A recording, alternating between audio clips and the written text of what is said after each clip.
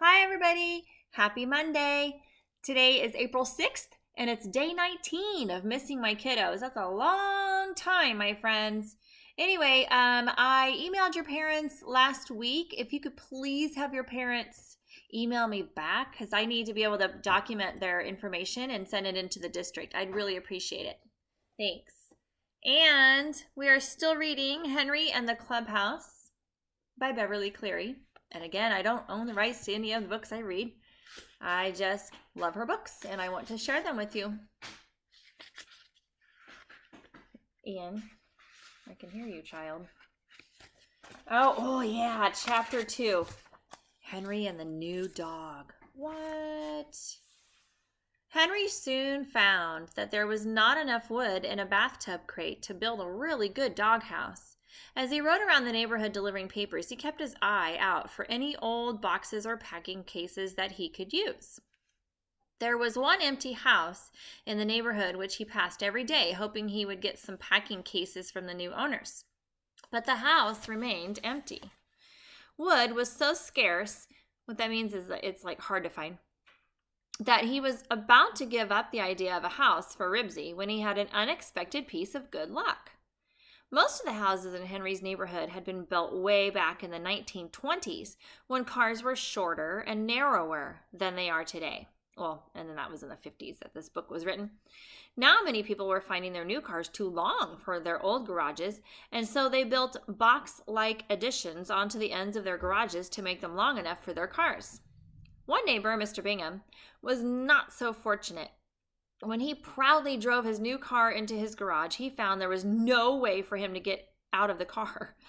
His garage was so narrow, he could not even open the door of his car. Poor Mr. Bingham backed out and parked his car on the driveway.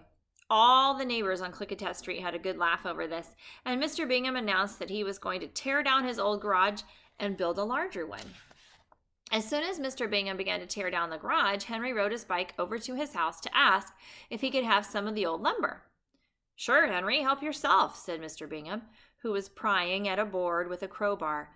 "Take all you want, but get it out of here before Saturday when the truck comes to haul it away." "Okay, Mr. Bingham," agreed Henry. "Do you want to get rid of the windows, too?" "Yep, take anything you want," said Mr. Bingham. "Doghouse? Pfft, there would be enough lumber for a clubhouse with windows, and a good one, too." He would save up his paper route money and buy one of those down-filled sleeping bags he had seen in the window of the sporting goods store and sleep out in the clubhouse he would build out of all the second-hand lumber. Now, Henry found himself with more to do than he had time for. He could not neglect his paper route, so he saw that he would have help. He told his friends Robert and Murph about the free lumber, and they saw the point at once. "Sure, we'll help," they said. The boys borrowed wagons, and every afternoon between school and paper route time, they hauled lumber from Mr. Bingham's driveway to the Huggins' backyard. When Henry left to fold his papers, Robert and Murph kept on hauling the lumber. By Saturday, the boys were sure they had enough lumber for a clubhouse, and here they are with their that's a lot of lumber. That would be very heavy. Kind of surprised that they were able to do that. Oh my goodness.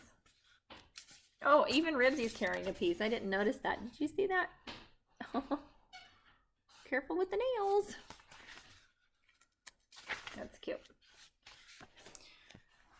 "Let's start building," said Henry eagerly. "Nope," said Murph. "When you build a house, you've got to have a plan. You can't build it any old way." "Oh, Murph," said Robert, "where are we going to get a plan?" Henry, too, was skeptical. He thought any old way was the only way to build a clubhouse. "Yeah, where are we going to get a plan?"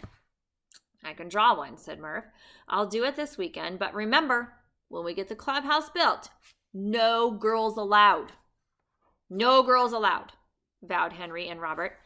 "And when we get it built, we can sleep in it in our sleeping bags," added Henry, thinking to himself, "when I get a sleeping bag." The boys agreed this was the thing to do with the clubhouse. Mrs. Huggins looked at the old lumber in her yard and said, "My goodness, Henry, isn't that a lot of lumber?" "Don't worry, Mom," Henry assured her. "The clubhouse will be real neat when we get it finished, and I'll saw up the leftover boards for kindling." Kindling is like little pieces of wood that you use to start a fire in your fireplace. Mr. Huggins looked at the old lumber. I don't know about this, Henry. It looks to me as if you have taken on a pretty big job. The three of us can do it, Dad, said Henry, eager for his father's approval, and I won't let it interfere with my paper route. Cross my heart. See that you don't, said Mr. Huggins. If you can't handle them both, you'll either have to give up your route or tear down the clubhouse. Ooh. That weekend, Murph, who was the smartest boy in the whole school and practically a genius, did draw a plan. He drew it on squared paper, each square equaling 1 foot. They call that graph paper. Henry was pretty impressed when he saw it, and he realized that Murph had been right. It would not do to build a clubhouse any old way. Murph would not hear of building the clubhouse directly on the ground. We don't want any termites eating our clubhouse, he said. Henry agreed that it would not do to have bugs chewing away at their clubhouse. This meant the boys had to buy some quick mix concrete and make 4 cement blocks for their clubhouse to rest on. It was soon plain to Henry that there was more to building a clubhouse than he had realized, and it was going to take a lot of time that he wasn't sure he had to spare because of his paper route. However, he could not back out now that Robert and Murph had already worked so hard on their new project. Then one afternoon, when Henry was folding his journals on Mr. Capper's driveway with the other paper carriers, Scooter McCarthy spoke. Say, Mr. Capper, I'll be needing one more paper after this, he said. Is that so? Mr. Capper sounded interested. A new subscriber? That's right, Mr. Capper. Scooter quite plainly was pleased with himself for having sold a subscription. Henry suddenly pretended to be really interested in a headline in the paper he was folding, because he hoped that if he didn't look at Mr. Capper might not look at him. Henry was ashamed because it was already October, and he had not sold a single journal subscription. Not that he hadn't tried a little bit. He really had rung several strange doorbells before he became interested in the clubhouse, and he had tried to sell subscriptions, but the results were discouraging. Strangers had a way of listening to his sales talk about the journal's easy-to-read type with amused smiles and then saying, "No, thank you." One man interrupted with a brusque, "Not today!" and he closed the door in Henry's face. A lady embarrassed him by telling him what a splendid little salesman he was, and then saying she couldn't afford to take another paper. Splendid little salesman? That was the last straw. After that, Henry found it easy to think up excuses for not trying to sell new subscriptions.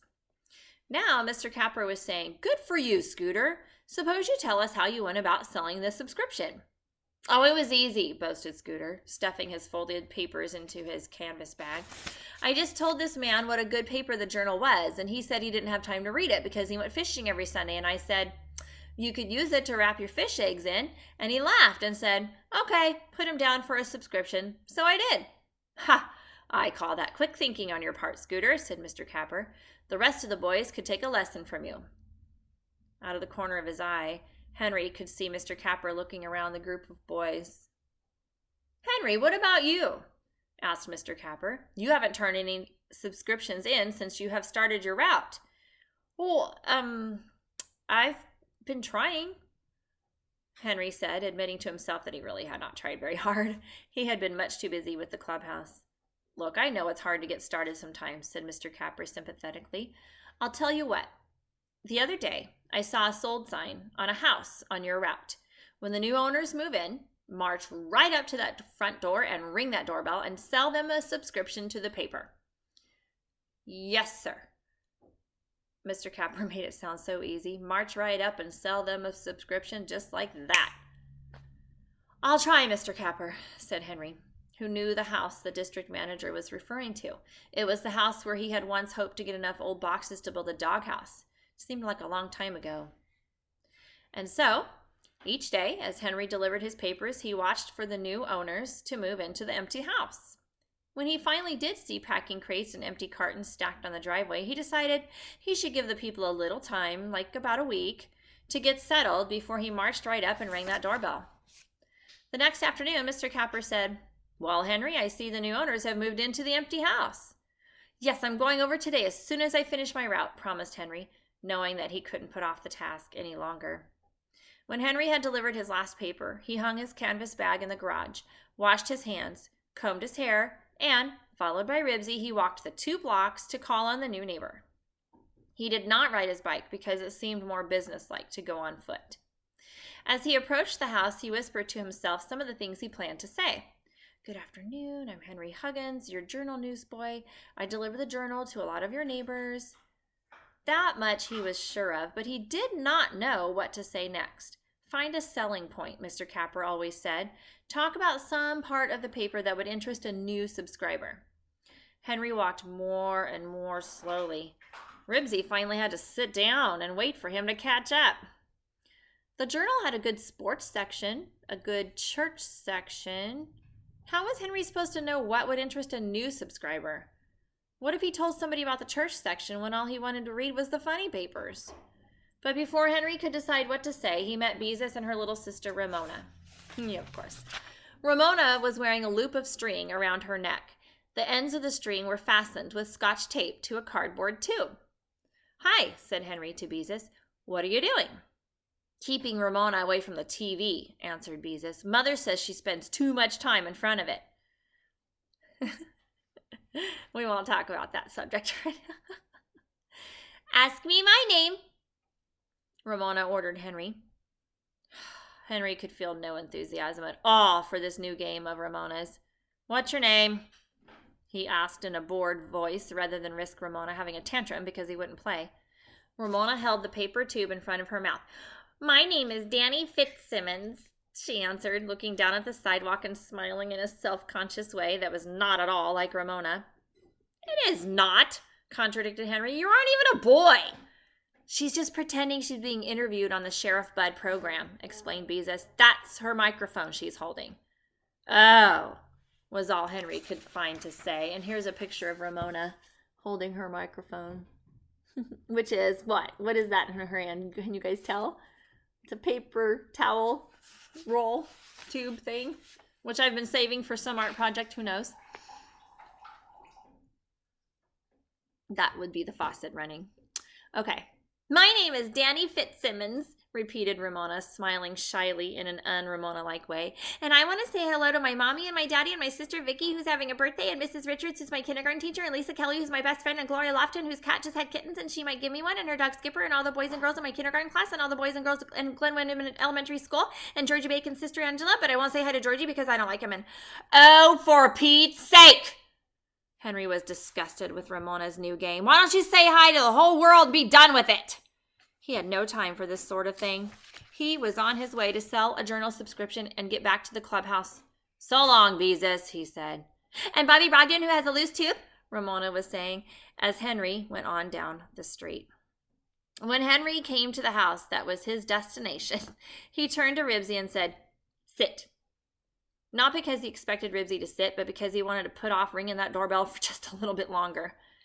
He had not decided what to use as a selling point because he could not even guess what might interest a new neighbor. Ribsy sat for a moment and then got up and sniffed at the shrubbery. "I said sit," Henry told his dog, deciding that it would be a good idea if Ribsy really did sit. Some people were very particular about dogs running through their flowers, and he was anxious to make a good first impression. Like the good dog that he was, part of the time, Ribsy sat once more. But he didn't stay seated. He stood up and wagged his tail. "Sit!" ordered Henry sternly as he started up the steps. Ribsy appeared to think it over. "Sit!" Henry raised his voice. Ribsy waved his tail as if to say, "Do I really have to?" A strange dog, a Dalmatian, came trotting around the house and began to investigate Ribsy. The dogs sidled around one another, sniffing. Henry didn't pay much attention. Dogs who were strangers to one another often did this. Next, a woman who was wearing an apron and had a smudge of dust on her cheek appeared on the driveway at the side of the house. She was older than Henry's mother. Probably she was old enough to be a grandmother. Before Henry had a chance to speak, the Dalmatian left Ribsy and frolicked over to his owner. Ribsy, an agreeable dog who was ready to play, followed. Oh, that was Ribsy's mistake. Now he was trespassing on the Dalmatian's territory. The Dalmatian began to growl deep in his throat and hold his whip-like tail stiff and straight. Ribsy stopped short. "What?" This was his neighborhood. He was here first. It was the Dalmatian who was trespassing. Each dog began to resent the other's looks, sound, and smell. Ribsy! Henry spoke sharply. Ranger! The woman spoke sharply, too.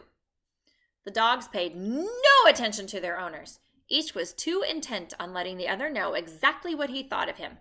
The growls grew louder and deeper, and they raised their lips and bared their teeth as if they were sneering at each other. And just who do you think you are? Ribsy's growl seemed to say. I have just as much right to be here as you have, Ranger's growl answered. No, you don't, said Ribsy. I was here first. I'm bigger, growled Ranger. You're a bully, growled Ribsy. Get off my property, Ranger told Ribsy. Make me, Ribsy told Ranger. Cut it out, both of you, ordered Henry, planning to grab Ribsy's collar and drag him away. Henry jumped down from the steps to the lawn just as the growls erupted into snarls and the dogs went at each other's throats. Ranger! Shrieked the woman. Ribsy! Shouted Henry. The dogs were on one another in a twisting, tumbling tangle that seemed to be made up of feet, fangs, and tails. Henry ran over to the snarling, yelping pair and was just about to grab Ribsy's collar. He found the other dog's mouth in front of his hand. Quickly, he drew it back.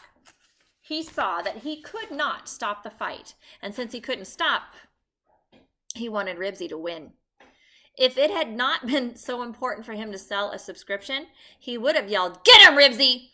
Oh, look out, shouted the woman. Don't let him bite you! Neighbors began to gather on the sidewalk to watch the excitement. Dog fight! Dog fight! A boy yelled. The hose, somebody said. Turn the hose on them! I can't, cried the new neighbor. I don't know where the hose is! Hey, look at old Ribsy, said Scooter, who had ridden over on his bike to see what all the noise was about. Get him, Ribsy! Keep quiet, ordered Henry, even though he wanted to cheer his own dog on. Oh, your old mutt couldn't lick a chihuahua, said Scooter. He could too, said Henry hotly. He wasn't at all sure Ribsy could lick a Dalmatian. That means beat him, win. But he could lick a chihuahua. Henry was positive of that. Who's winning? Asked Robert, who had just arrived along with Beezus and her little sister Ramona. The new dog, answered Scooter, and rode on down the street as if the fight was already over. Half afraid that Scooter might be right, because the new dog was both bigger and younger than Ribsy, Henry tried once more to reach into the snarling, rolling mass of dog to grab Ribsy's collar. He did not have a chance. A man grabbed Henry by the arm and pulled him away. Don't you know that's a foolish thing to do? He demanded. Those dogs might bite you. Yeah, but he's my dog, Henry tried to explain. I don't want him to get hurt. The next-door neighbor was screwing the garden hose to the faucet. He turned on the water and advanced towards the dogs with the gushing nozzle in hand. Stand back, everybody, he yelled, and he turned the full force of the hose on the dogs. Psh! Water sprayed in all directions. Still the dogs snarled and snapped. The man with the hose moved even closer so that the force of the hose was stronger. The stream of water caught Ribsy right in the face and blinded him for a moment. This gave Ranger the advantage. He seized Ribsy by the scruff of his neck, that's the back of the neck, and though Ribsy was a medium-sized dog, Ranger began to shake Ribsy. Oh my goodness. The man turned the hose in Ranger's face. Look, here's the craziness of what's going on here. Oh, wait. Oh my goodness. So you can see this is Ribsy, the darker dog, and then there's the Dalmatian. Crazy craze. Ribsy wrenched free and ran dripping down the street with his tail between his legs, all the way. The Dalmatian was after him in a flash of black and white. Henry didn't know what to do, whether to run after Ribsy and try to rescue him, or stay and tell the woman he was sorry his dog got into a fight with her dog, even though it was her dog that started it all. He also wondered what Mr. Capper would think of all of this. Fine job of marching right up and ringing that doorbell this had turned out to be. Before Henry had a chance to decide what to do, Ranger came trotting back down the street, looking very pleased with himself. In the next block, Ribsy could still be heard toward home. Bad dog, said Ranger's owner, shaking her finger at her pet. Ranger shook himself with a great clatter of license tags. He did not look one bit sorry. Nuh-uh. Instead, he looked disapprovingly at Henry like, who felt it was wise to retreat onto the sidewalk. Ranger walked to the foot of the steps, flopped down, and looked around as if to say, I am the king of all that I see. Henry was still trying to collect his thoughts and say something. How had he planned to start that sales talk? I'm Henry Huggins, your journal carrier, but what came next? Ribsy's in the distance did not help Henry to think. Before Henry said anything, Ramona passed him and walked right up to the Ranger's owner. Are you the new lady? Asked Ramona. Yes, I am, dear, answered the woman, pleased to have a little girl making friends with her so soon after she moved into a strange neighborhood. For once, Henry was glad to see Ramona. If she talked to the lady for just a minute, he would have a chance to think of his sales talk once more. Ramona looked straight at the new neighbor. Remember, she said with a ferocious frown, only you can prevent forest fires. Oh, Henry groaned to himself. The lady looked startled, and she had no answer for Ramona. Beezus ran up to Ramona and grabbed her by the hand. Oh, don't pay any attention to her, she said apologetically.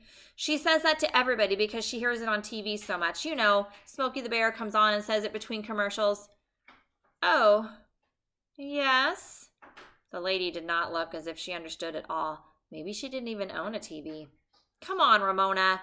Beezus tugged at her sister's hand. And here's Ramona yelling at the lady. She's such a ding-dong. This was too much. Henry felt the only thing he could do was just leave. First, his dog got into a fight with the lady's dog, and now the little sister of a friend had practically accused the woman of going around setting forest fires. This was no time to sell a subscription. I'm sorry about the fight, he blurted, and left quickly, followed by Beezus, who was pulling Ramona along by the hand. Remember! Only you can prevent forest fires! Shouted Ramona. That Ramona, thought Henry crossly. She was only 5 years old, but she was the biggest pest in the neighborhood. At the corner, Henry paused to glance back. The woman was nowhere in sight, but Ranger was still sitting on the front porch as if he was standing guard. It seemed to Henry that the dog was challenging him to just set foot on his property. Go ahead and try it, he seemed to say. Go on, I dare ya. To Henry's surprise, Mr. Capper did not ask the next day if Henry had sold a newspaper subscription to the new neighbors, and Henry suspected Mr. Capper wanted him to bring up the matter. He didn't see how he could come right out and say, I didn't get the subscription because the new neighbor's dog didn't like my dog. Henry made up his mind, since he left Ribsy at home while he delivered papers, that he would stop on his route this very afternoon and sell that subscription. By that time, Ramona would be home watching TV, so she could not spoil his sale a second time. When all of his papers were folded and stuffed into the canvas bag, Henry mounted his bicycle and zigzagged down the street, pitching journals to the right and to the left. He was wearing a different t-shirt today, and he hoped the new lady might have been so busy watching the dog fight, perhaps she had not noticed what he looked like. All right. Good afternoon, he whispered to himself. I'm Henry Huggins, your journal carrier. When Henry came to the house, he saw Ranger resting on the front porch with his nose on his paws. His eyes were watchful. Hi, Ranger, said Henry in his most friendly manner. Ranger's answer was to jump to his feet, barking furiously, and leap down the stairs after Henry. There was nothing for Henry to do but pedal on down the street as fast as he could go, with the dog snarling and snapping at his right foot every time he pushed down on the pedal. Never had Henry ridden a bicycle so fast. By the time he reached the corner, he could no longer breathe in all the air he actually really needed to keep him going. And each time he bore down on the pedal, he expected to lose a piece of his jeans or maybe even a piece of his foot. By the middle of the next block, Ranger suddenly stopped chasing Henry, turned around, and trotted toward home with an air of having done his job. Ha! Seemed to Henry that the dog was not even out of breath. Henry came to a stop, sat on his bike, and panted. Boy, that was close. But the worst of it was, Henry still had to deliver papers in Ranger's block. When he had caught his breath, he parked his bike against a tree and returned on foot very, very quietly, being very careful to keep out of Ranger's sight. He didn't throw the papers. Nope, he laid them very quietly on the lawn and tiptoed away so that he would not disturb Ranger. He had cured Ribsy from running off with newspapers by squirting a water pistol at him every time he went near a paper, but Ribsy was a good-natured dog. Henry did not think he would care to pause long enough to aim at Ranger. He might lose a leg while he aimed. He would like to see Mr. Capper march right up and ring that doorbell. He would have to wear a suit of armor, maybe even ride in a tank. And each time Henry silently laid a paper on a lawn, he became a little more angry. He had just as much right around here as that old Ranger, more because he had lived here longer. And he was a human being, not a dog. By the time Henry had finished delivering the papers in Ranger's block, he was just plain mad. He was not going to be pushed around by any old dog. No, sir. He was going to get that subscription if it was the last thing he did. And remembering Ranger's speed and his sharp white teeth, Henry felt that getting that subscription might very well be the very last thing he did. And that is the end of our chapter. Chapter 3 takes us back to Halloween time, trick or treat. Oh, I forgot to show you the picture that was at the beginning of the chapter. So Henry didn't get a new dog, did he? But it sure makes you think that he got a new one. And there's the one of Ranger. Oh my goodness, he's all drooly and angry. Not cool. But I didn't want to show you that until the end because I didn't want you to worry about it. Anyway, please have your parents email me back. I had asked a few questions. I would love it if they could write me back. And we're going to shoot for another Zoom on Wednesday at 11, okay? And I'll send you guys the link for that. All right. Have a good day. Stay safe and stay dry. It's been rainy today. I don't know about Turlock, but where I am right now, it's been rainy. So, okay, love you. Take care of yourselves. Bye. Stay home. Bye.